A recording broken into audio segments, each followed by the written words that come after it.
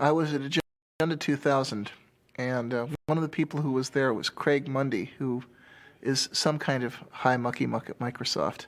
I think Vice President of Consumer Products or something like that.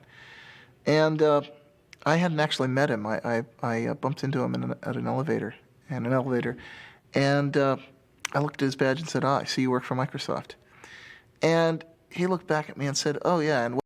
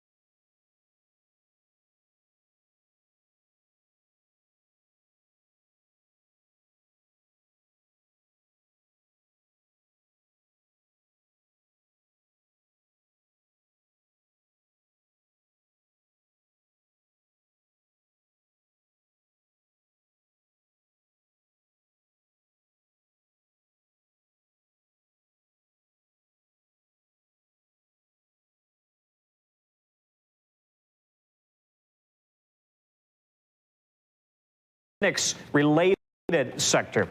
And I thought this might be a good opportunity to say, what is Linux? And I'll answer this question for you. Many of you probably already know, but there are 12 million users out there. A computer operating system developed by hundreds of programmers collaborating on the internet, a challenge to Microsoft Windows NT, very popular for its speed, and so this is what the craze is about.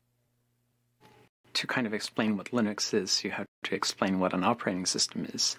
And the thing about an operating system is that you're never ever supposed to see it, because nobody really uses an operating system. People use programs on their computer. And the only mission in life of an operating system is to help those programs run. So an operating system never does anything on its own.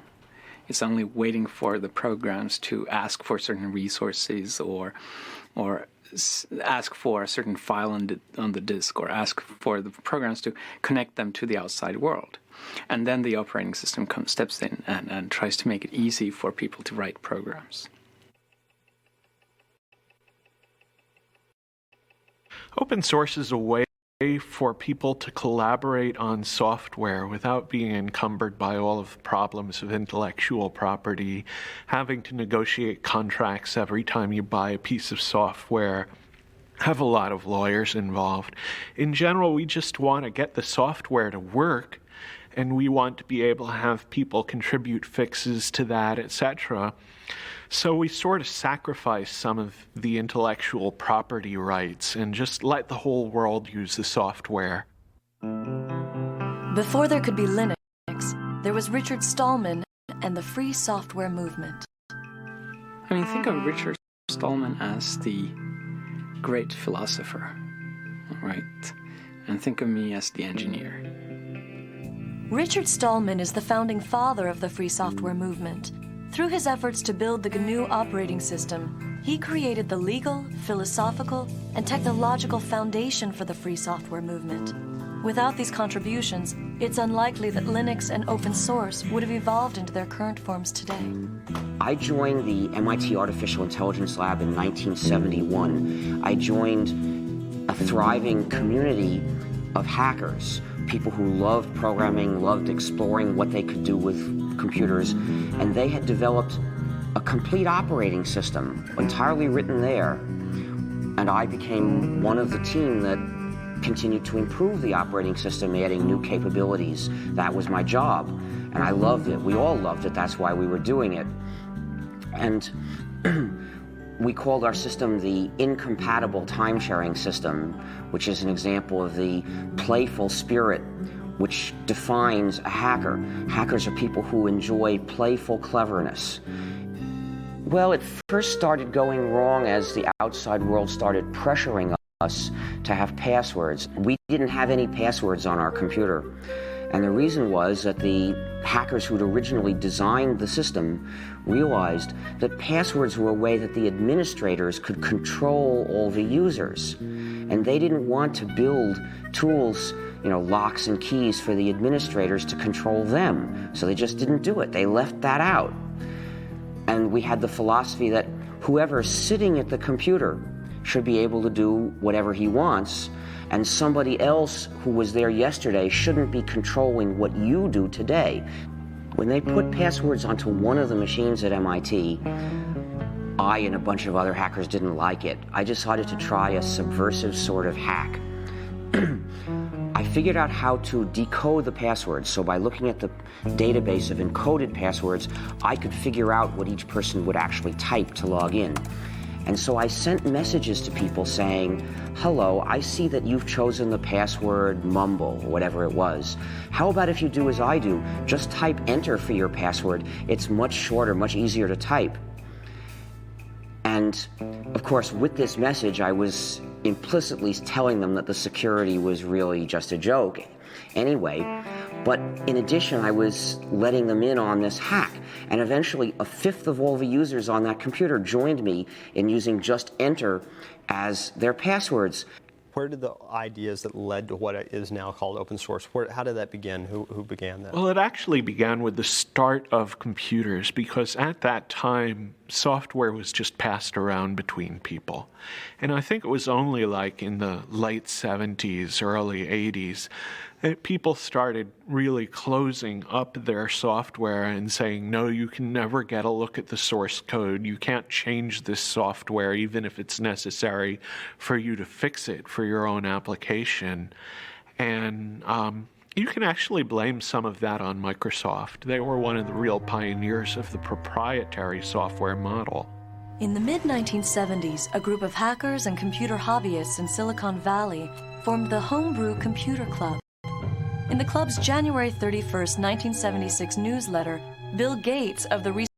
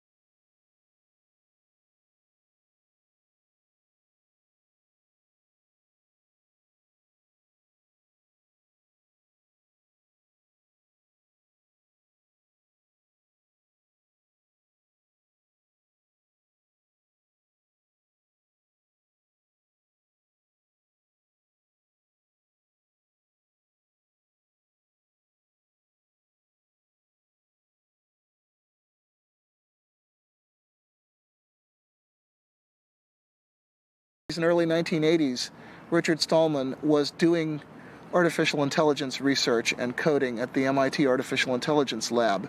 Richard had a number of negative experiences during that period which soured him on the whole idea of commercial software. Such as?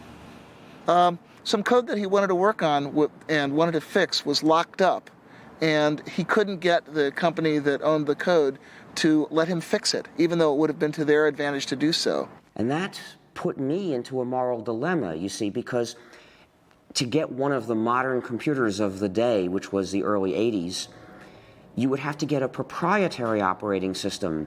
The developers of those systems didn't share with other people. Instead, they tried to control the users, dominate the users, restrict them, saying, if to get this system, you have to sign a promise you won't share with anybody else. And to me, that was essentially a promise to be a bad person, to betray the rest of the world, cut myself off from society, from the cooperating community. And I had already experienced what happened when other people did that to us, when they refused to share with us because they had signed these contracts. And it hurt the whole lab, kept us from doing useful things before. So I just wasn't going to do that. I felt, this is wrong. I am not going to live this way. And from experiences like this, he developed a profound hostility to the idea of intellectual property in software. He eventually acted this out by founding the Free Software Foundation.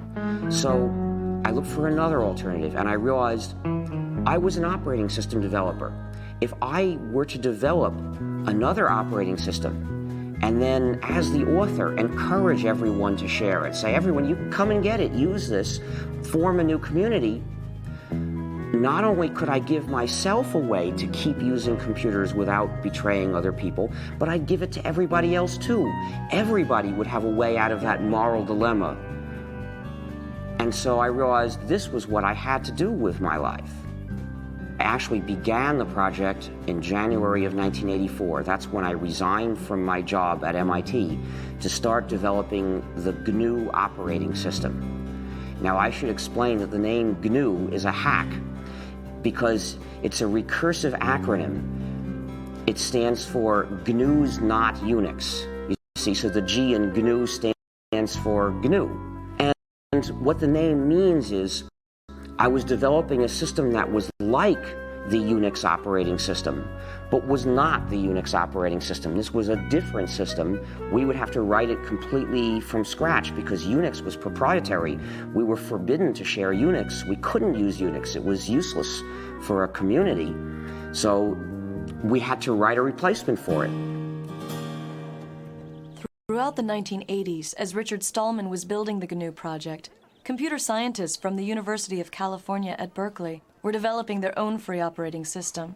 Known as Berkeley Unix, or BSD, it was based upon the Unix kernel which had been licensed from AT&T. However, due to legal problems with AT&T and fragmentation of the source code, hackers and other non-institutional users were slow to adopt it.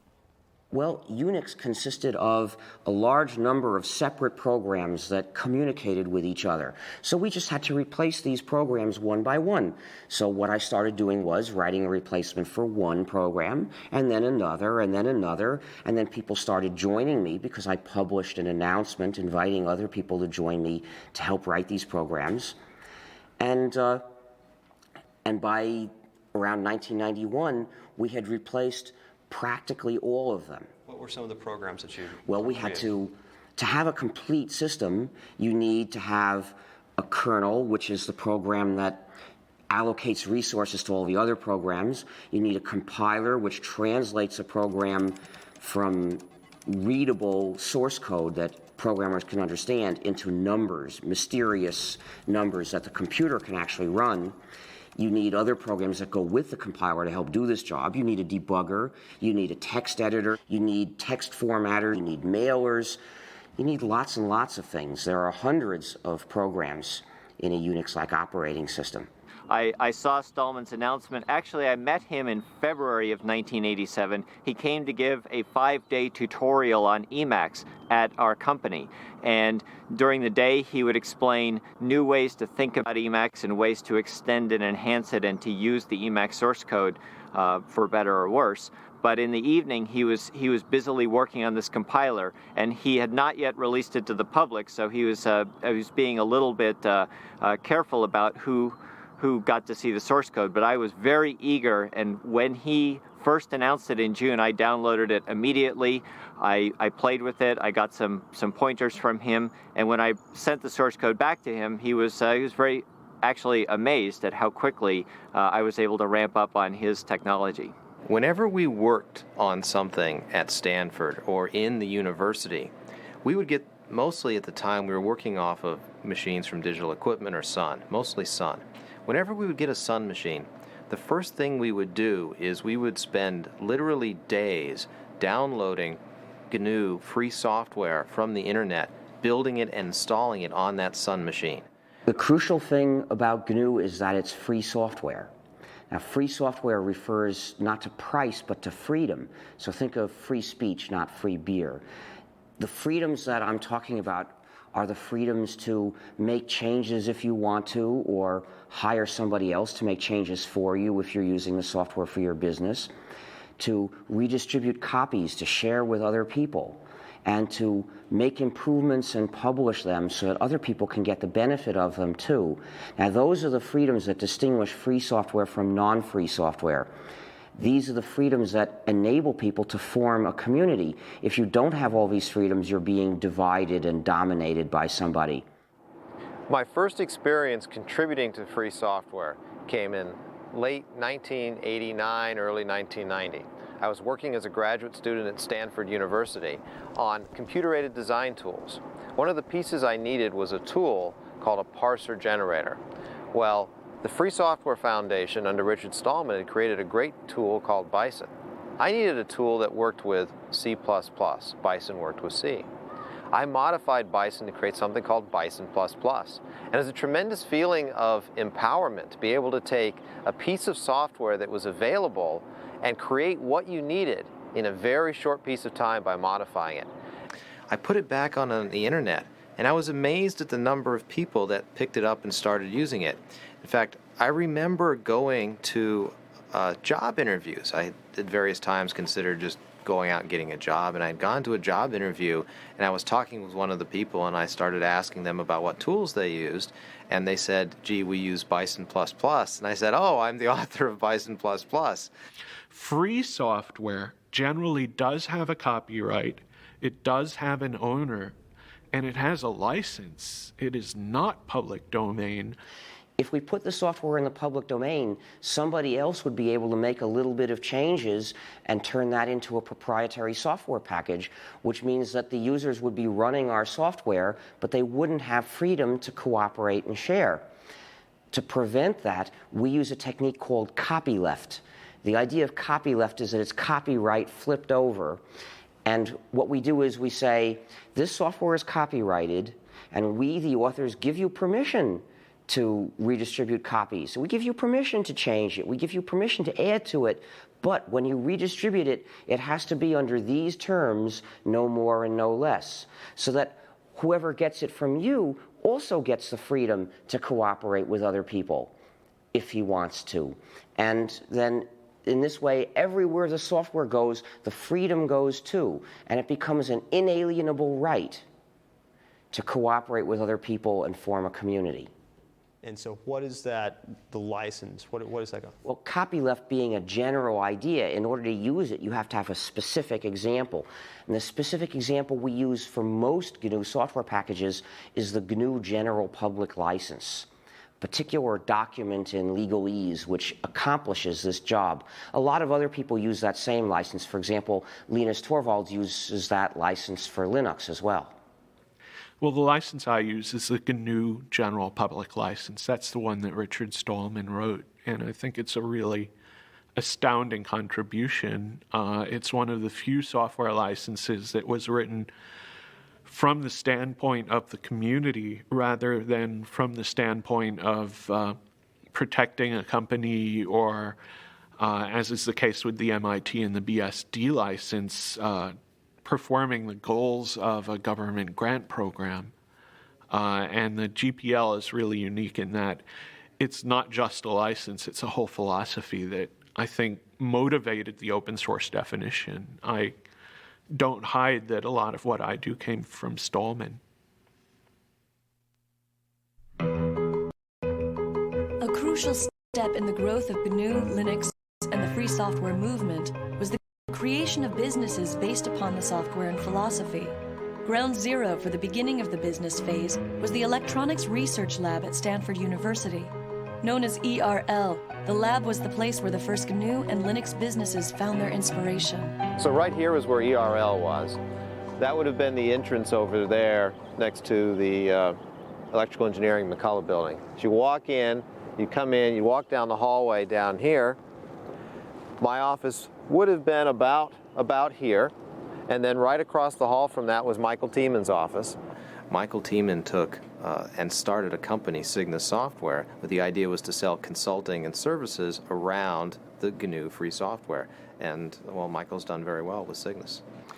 Well, I spent a lot of time working out how we were going to make money, and in the original GNU Manifesto, which is the last chapter of the GNU Emacs manual, Stallman proposed a number of different possible ways to make money. From the beginning of the free software movement, I've had the idea that there's room in it for business to be done. One of the advantages of free software is that there's a free market for any kind of service or support. So if you are using software in your business and you want good support, you have a choice of people to go to for it. You have a choice of businesses that are in the business of providing you with support. So they're going to have to, in general, give you good support, or you'll go to somebody else. With proprietary software, support is a monopoly. There's one company, typically, that has the source code, and only they can give you support. So typically, you're at the mercy of a monopoly. That's the case, for example, with Microsoft. So no wonder the support is so bad. The benefits of free software were tremendous, but the cost of supporting it internally made managers very, very nervous. And so the fundamental idea I had was, if we could build a model that could deliver 2 to 4 times of support and hand-holding capability that an internal engineer could provide, and we could do it at 1/2 to 1/4 the cost, that would meet the test of whether or not people would actually buy. And by about the fall of that year, we had all of the things worked out about who we needed on the technical team, what the terms of the sale would be, what the key price points were, and we actually received our incorporation in November of 1989. One of the most difficult things in starting our company was actually finding a name for it. I explained this to one of my friends. We were having difficulty, and he returned an email message that basically just had a bunch of words with the name GNU in it. And Cygnus was the one that looked least obnoxious and least obscene. I can say very clearly that Cygnus was the first business that specialized in free software. Cygnus supported free software, filled a very essential niche because we had this great software. You could get it for nothing, but you couldn't get support, and they made their money by charging for support. The GNU project started by building a toolkit of basic development tools such as a C compiler, a debugger, a text editor, and other necessary apparatus. And their intention was eventually to develop a kernel to sit underneath those and be the center of the operating system. By about 1990, they had successfully developed that toolkit, and it was in wide use on a great many variants of Unix, but there was still no free kernel. The kernel happened to be one of the last things we started to do, and we had started it not long before. And that's when Linus Torvalds came along. Linus or Linus? What's your preferred pronunciation? When I speak Swedish, it's Linus. When I speak Finnish, it's Linus. When I speak English, it's Linus. And I really don't care how people pronounce my name. But Linux is always Linux. He developed a kernel and got it working faster than we got ours working, and got it to work very nicely and solidly. His kernel is called Linux. The initial go was my very personal go.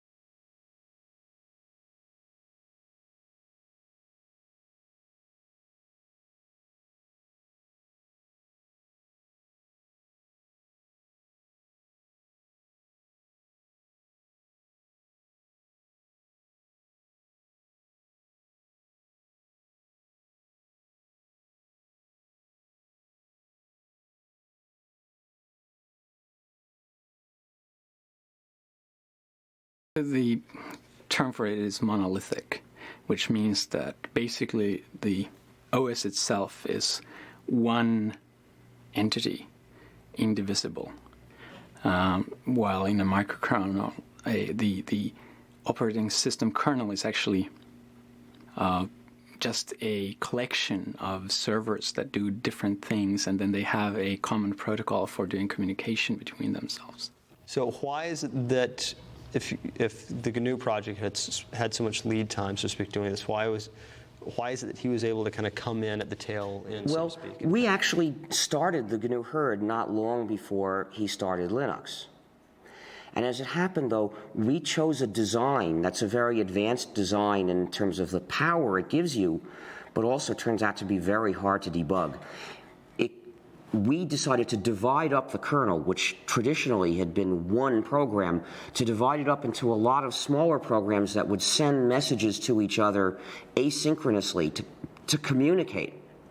And the problem is that that style of programming has a great deal of potential for bugs, which are often very hard to figure out because they depend on does this program send this message before or after this one sends that message, and the result was it took us years to get the thing to work.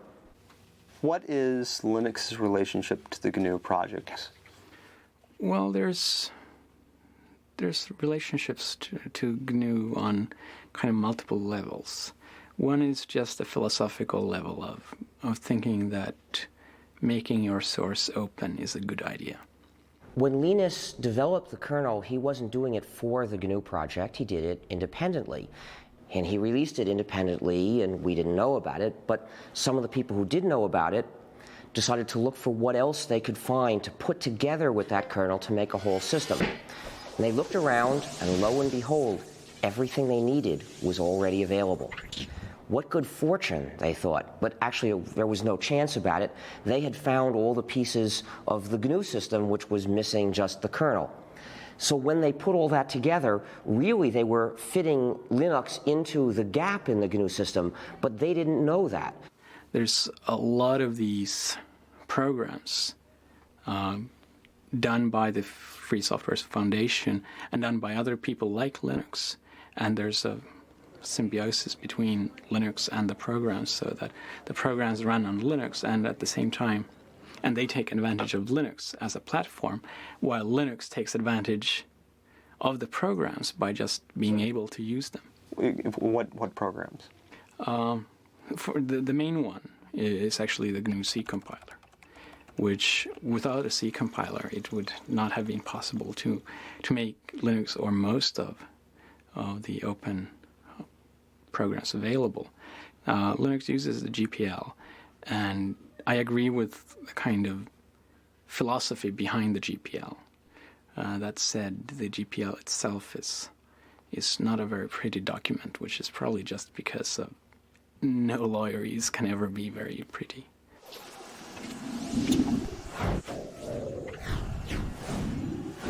Well, I'd been playing around with Linux for actually late 92, early 93 for about a year before I decided it was to the point where it actually had everything that I needed to really replace the Sun workstation. And I was looking for a way to have a Unix workstation at home. At the time, we used Sun Spark stations in the office at Stanford. Those machines cost us about $7,000. Now, I desperately wanted a Unix machine at home. There's always this thought you get as a graduate student, gee, if I could work at home, then I would be so much more productive. I would graduate sooner because I would finish my thesis sooner. Well, is it true? Well, you can judge, you know. Most people end up spending a lot of their time becoming more productive so that if they ever actually worked on their thesis, they'd finish it in a day. It takes a while sometimes. So I decided I wanted a Unix machine at home. And I went out there and was able to use Linux together with a PC. For about $2,000, I put together a system that was 1.5 to 2 times faster than that $7,000 Sun Spark station. That was absolutely amazing. I had 1.5 to 2 times the speed at 1/3 to 1/4 the price. Light bulbs went off. I knew there was an opportunity here This was a chance to really do something better than what Sun has done around open source and Linux. I called it Linux originally as a working name, and that was just because Linus and the X has to be there. It's Unix. I mean, it's like a law. And what happened was that I initially thought that I can't call it Linux publicly because it's just too egotistical. And that was before I had a big ego, right? They thought they were taking a whole bunch of components and putting them around Linux. So they ended up calling the whole thing a Linux system, and somehow that term caught on. And the result is there are now 10 million people using this variant of the GNU system, the GNU/Linux operating system, and most of them don't know it.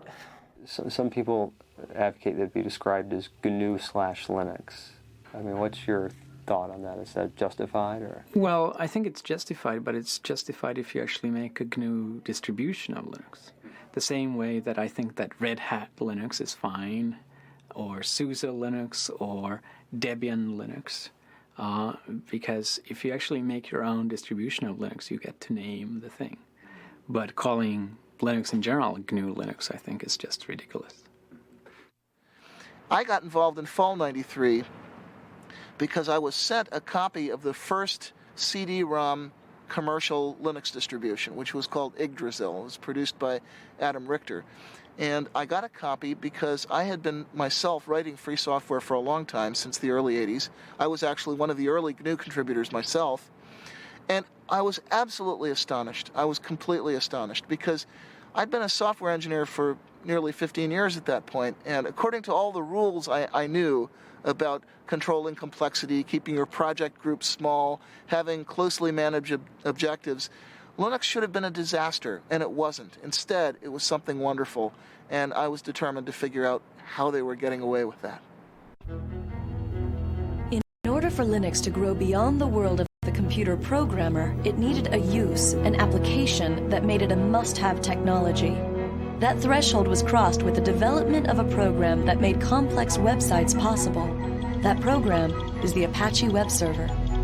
The killer app of Linux was undoubtedly the Apache web server. If you look at the history of Linux, the adoption curve of Linux and the adoption curve of the internet exactly track each other. 1993, which was when the Apache web server project really got started, was also the beginnings of the popular ISP explosion, when the internet first became a mass market commodity and the idea of web-based electronic commerce and mass communication became real. I think it was one of the first applications that caused people to go, wow, if I install Linux, I get some tangible benefit from doing so, right? I mean, clearly there were a lot of interesting applications on Linux at the time, this being maybe 2 or 3 years ago when this thing really started to take off. But there wasn't a driving, you could almost say business case for someone to use Linux versus using NT until, I think, Apache. And a lot of the things that plugged into Apache and enhanced Apache. I mean, when you went to go out and build a server farm, it was much more cost-effective, real dollar terms, to build it on Linux and Apache than it was to build it on IIS and NT, even if it meant that you had to spend a little bit of money to train your staff to learn how to use that or to find people who were knowledgeable. But the good news was that knowledge wasn't very expensive because there are all these college students out there who had been using Linux for a long time and were very familiar with it. If you look at the trend curves in web servers, Apache has steadily been gaining in market share ever since. It's up to something like 66% now. It's steadily clobbered all of the closed source competition. And that's because it's more reliable, it's more flexible, it's more extensible. It does what webmasters actually need. And the combination of Apache and Linux found its way into a great many commercial shops. Essentially, Apache became the application that motivated internet service providers